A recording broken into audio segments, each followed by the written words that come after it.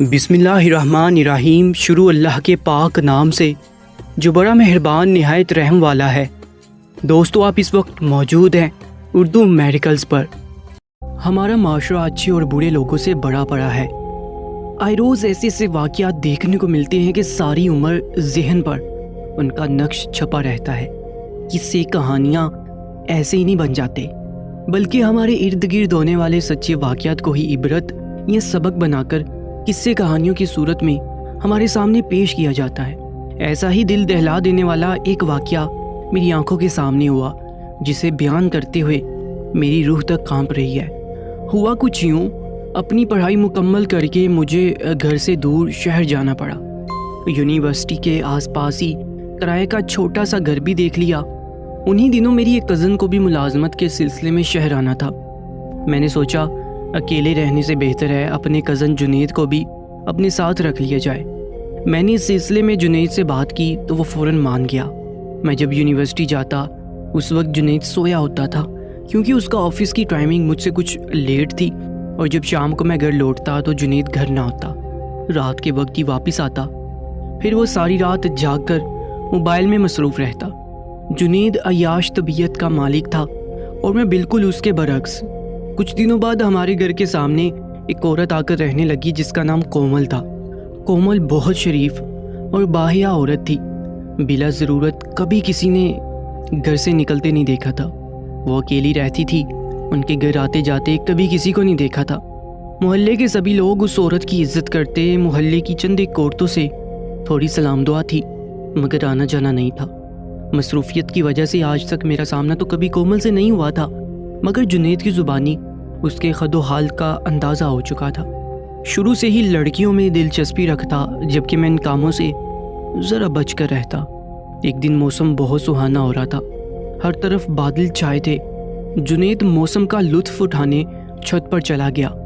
ہمارے گھر کی چھت سے اس عورت کے گھر کا صحن اور چھت صاف دکھائی دیتے۔ جنید چائے کی چسکیاں لے رہا تھا کہ اس کی نظر سامنے کھڑی کومل پر پڑی۔ بے انتہا خوبصورت، نازک، شرم و حیا کے لبادے میں لپٹی، اپنے نام کی طرح کومل سر پر دوپٹہ اوڑھے خوبصورتی کا شاہکار لگ رہی تھی۔ تیز ہوا سے اڑتے دوپٹے کو سلیقے سے سمیٹتے وہ آسمانوں میں اڑتے پرندوں کو بڑی غور سے دیکھ رہی تھی۔ نظر اس پر پڑی تو ہٹنا بھول گئی۔ وہ ارد گرد کی دنیا سے بے نیاز تھی۔ جنید کو پہلی نظر میں ہی اس سے پیار ہو گیا۔ ویسے یہ کوئی عام بات نہیں تھی۔ جنید کو ہر چند ماہ بعد کسی نئی لڑکی سے محبت کا بخار چڑھتا ہی رہتا تھا۔ خیر، اب جنید ہر وقت اس عورت کے گھر کے آس پاس منڈلاتا رہتا، کبھی چھت سے دیکھنے کی کوشش کرتا، کبھی گلی میں کھڑا رہتا، مجھ سے ہر وقت اسی کی باتیں کرتا رہتا۔ اس کا اس قدر ذکر ہونے لگا کہ کبھی کبھی تو میں تنگ آ جاتا۔ چھٹی والے دن ہم دونوں ہی گھر تھے۔ آج پھر اس کا تذکرہ شروع ہو گیا۔ جنید میرے پیچھے پڑا تھا کہ کسی طرح وہ اس عورت سے بات کرنا چاہتا ہے۔ میری منت سماجت کرنے لگا میں کچھ حل نکالوں۔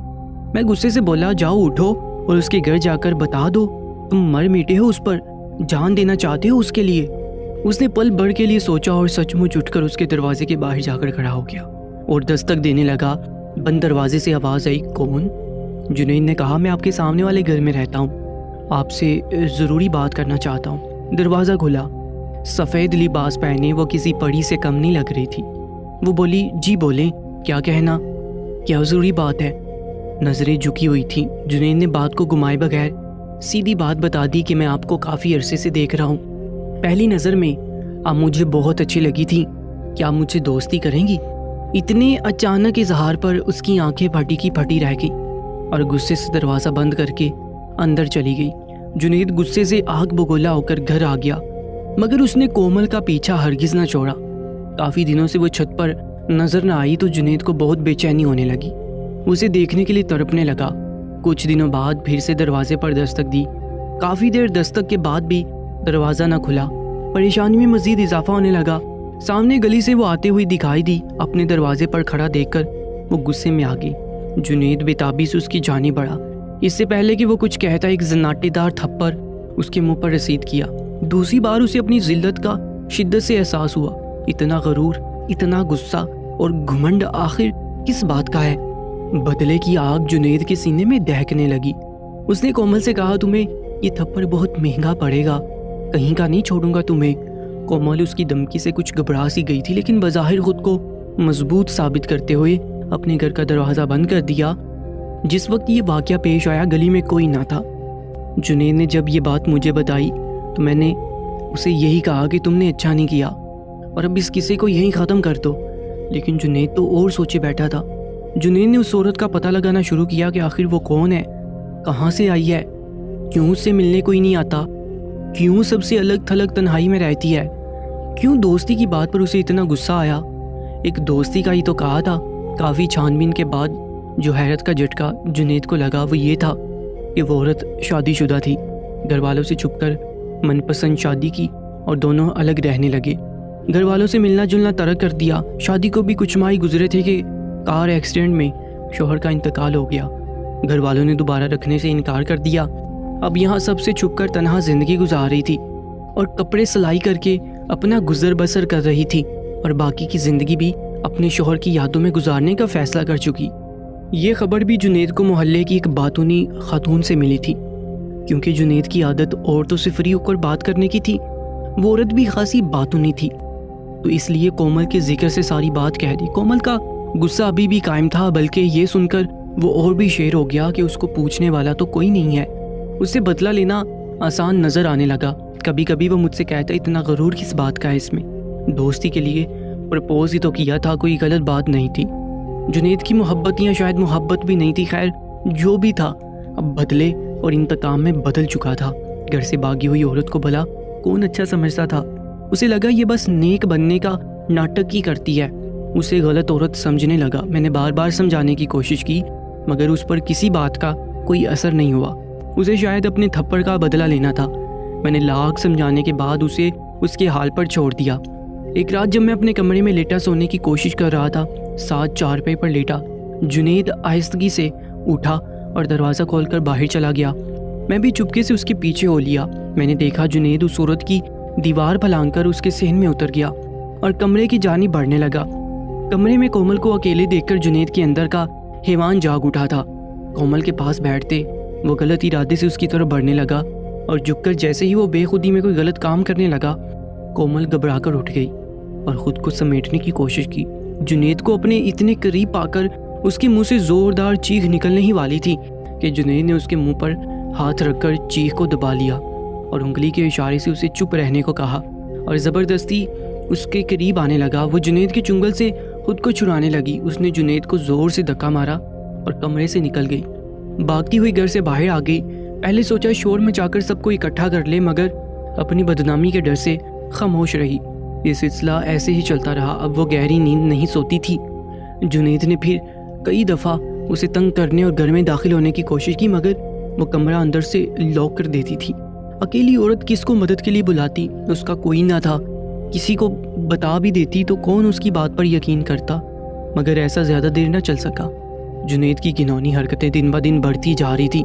پھر ایک دن کومل اپنے ساتھ ایک تیز نوکیلے دانتوں والا کتا اپنے گھر لے آئی اور اپنے گھر کے صحن میں باندھ دیا۔ وہ کتا کسی بھی اجنبی کو دیکھتا تو زور زور سے بھونکنے لگتا۔ اس کی خوفناک آواز سے ہر کوئی کومل کے گھر سے دور رہتا۔ سب سے زیادہ پریشانی جنید کے لیے تھی۔ وہ جب بھی دیوار پھلانگنے یا گھر کے قریب جانے کی کوشش کرتا، کتا اسے دیکھ کر بھونکنا شروع کر دیتا اور حملہ کرنے کو تیار رہتا۔ کومل یہ سب دیکھ کر بے حد سکون میں تھی۔ وہ کتے کا خاص خیال رکھتی، اسے پیار کرتی۔ کتا بھی جلدی سے اس سے مانوس ہو گیا تھا۔ وہ جہاں جاتی کتا اب اس کے ساتھ ہوتا، یہاں تک کہ وہ کتے کو اپنے ساتھ سلاتی۔ اس کے پاس اب سلائی کے لیے عورتیں بھی آنے لگی تھیں۔ وہ عورتیں کتے کی اٹیچمنٹ کو کومل کے ساتھ دیکھ چکی تھی۔ پہلے تو ان کے ذہن میں ایسی کوئی بات نہیں تھی، لیکن جنید کے شاطر اور شیطانی دماغ نے ایک نیا فساد لا کر کھڑا کر دیا۔ اس نے محلے کی اس باتونی خاتون سے اوٹ پٹانگ باتیں کہنا شروع کر دی کہ کومل ایک شادی شدہ عورت ہے، لوگوں کے سامنے شریف ہونے کا ناٹک کرتی ہے اور کتے سے اپنے جسمانی ضروریات پورا کرتی ہیں، اس لیے وہ کتا ہر وقت اس کے ساتھ ہوتا ہے۔ وہ عورت ہر گھر میں آتی جاتی تھی اور اسے ایسی باتیں پھیلانے کا چسکا سا تھا۔ اس نے تو یہ باتیں کسی آگ کی طرح سے محلے میں پھیلا دی۔ لوگ کومل کا نام سن کر بھی اپنے کانوں کو ہاتھ لگانے لگے، توبہ توبہ کرنے لگے۔ اس کے گھر آنا جانا چھوڑ دیا۔ بیچاری کی روزی روٹی ختم ہو چکی تھی۔ لوگ اس معصوم عورت سے گن کھانے لگے تھے۔ مجھے جنید کی اس حرکت پر بہت افسوس سا ہونے لگا تھا۔ میں نے اسے کہا بھی یہ تم نے ٹھیک نہیں کیا۔ کہنے لگا بہت پارسا بنتی تھی، اب دیکھتا ہوں کب تک اس کتے کو اپنے ساتھ رکھتی ہے۔ کتا اپنے مالک کا وفادار ہوتا ہے، وہ کتا بھی ایسا ہی تھا۔ مجھے کومل کا سوچ کر دکھ ہوتا تھا۔ میں نے جنید سے بہت بار کہا کہ تمہاری وجہ سے اب اس عورت سے کوئی صلاحی نہیں کرواتا، اسے سب برا سمجھنے لگے ہیں۔ تم نے اچھا نہیں کیا، لیکن وہ مجھے کہنے لگا کہ میں اس کا دوست ہوں، اس لیے کبھی بھی یہ سچ کسی سے نہ کہوں۔ لیکن میں بے ضمیر نہ تھا، میں اس کی بات پر پیچ و تاب کھا کر رہ گیا تھا۔ ایک بار میں نے اپنے وکیل دوست سے بات کی، میں چاہتا تھا کہ اس بے بس عورت کی مدد کروں جو جنید جیسے گھٹیا لوگوں کے ہتھ کنڈوں میں پھنس چکی تھی اور جنید کو بھی علم نہ ہو سکے۔ وکیل نے کہا میرا نمبر اس خاتون کو پہنچا دو اور کہو مجھ سے رابطہ کرے، میں بنا فیس کے ہی اس کا کیس لڑوں گا تاکہ وہ عورت سچی ثابت ہو جائے۔ میرے لیے اب یہ کام مشکل تھا کہ میں اس نیک دل خاتون تک نمبر کیسے پہنچاتا، کیونکہ میں جنید کا دوست تھا۔ یہ کومل بھی جانتی تھی، اس لیے ہو سکتا ہے مجھے بھی ویسا ہی سمجھتی، یہی سمجھتی کہ میں اپنے دوست کے ساتھ مل کر اس کے لیے کچھ غلط سوچتا ہوں۔ وہ میری بات کا کیوں اعتبار کرے گی؟ لیکن جو کچھ اگلی صبح ہوا میں چکرا کر رہ گیا تھا۔ میں یونیورسٹی جانے کے لیے گھر سے نکلا تو بہت لوگ کومل کے گھر کے باہر کھڑے شور مچا رہے تھے کہ یہ شریفوں کا محلہ ہے، تم جیسی گھٹیا عورت کو ہم یہاں نہیں رہنے دیں گے جو جانوروں کے ساتھ اپنی خواہش پوری کرتی ہے، اپنا انتظام کہیں اور کرو۔ مجھے یہ دیکھ کر بہت افسوس سا ہو رہا تھا۔ اگر میں کچھ بھی کومل کی فیور میں کہتا لوگ مجھے بھی اس کے ساتھ بدنام کر دیتے، کیونکہ ہمارے معاشرے میں کوئی اچھی نیت سے بھی کسی عورت کی مدد کرنا چاہے تب بھی اسے اسی عورت کے ساتھ بدنام کر دیا جاتا ہے۔ بہرحال وہ عورت گھر سے باہر چادر اوڑھ کر آگی، کہنے لگی خدا را مجھے بے گھر مت کرو، میں نے ایسا کوئی گناہ نہیں کیا۔ لیکن لوگ کچھ بھی سننے کو تیار نہ تھے۔ بحث طویل ہوگی۔ وہ عورت روتے ہوئے اپنا بیگ اٹھائے گھر سے نکل گئی۔ وہ کتا اب بھی اس کے ساتھ تھا جسے وہ چلے جانے کے لیے کہہ رہی تھی، لیکن اس کے آنسو دیکھ کر بے چین سا تھا۔ اس کی سسکیاں سن کر کتے کی بے قراری قابل دید تھی، دکھ تو مجھے بھی ہو رہا تھا۔ بار بار وہ کتا اس کے پاس جا کر بھونک رہا تھا جیسے اسے اس کے رونے کی وجہ دریافت کر رہا ہو۔ جہاں وہ بیٹھی تھی وہاں محلے کا کوئی شخص نہ تھا، اس لیے میں اس کے پاس چلا گیا۔ مجھے دیکھ کر کومل نے ناگواری سے اپنا رخ پھیرا۔ میں نے ایک کارڈ اس کی طرف بڑھا دیا اور کہا بہن یہ ایک وکیل کا کارڈ ہے، یہ آپ کا کیس فری میں لڑے گا اور آپ کو انصاف اور عزت دلائے گا۔ پہلی ہی پیشی پر وکیل نے ایک ڈی این اے کی رپورٹ سامنے رکھ دی جس سے یہ ثابت ہو چکا تھا کہ اس لڑکی کا اس کتے سے ایسا کوئی تعلق نہیں تھا۔ اس وکیل نے اس عورت کی طرف سے جنید پر حد تک عزت کا کیس دائر کر دیا۔ وہ عورت پاک باز ثابت ہو چکی تھی، اسے اپنی کھوئی ہوئی عزت مل گئی تھی۔ تو دوستو یہ تھی آج کی کہانی۔ آج کی کہانی اگر آپ نے پوری سن لی ہے تو کومنٹ لازمی کیجیے گا اور اس چینل کو بھی سبسکرائب کر لیجیے گا۔ اپنا بہت زیادہ خیال رکھیں۔ اللہ نگہبان۔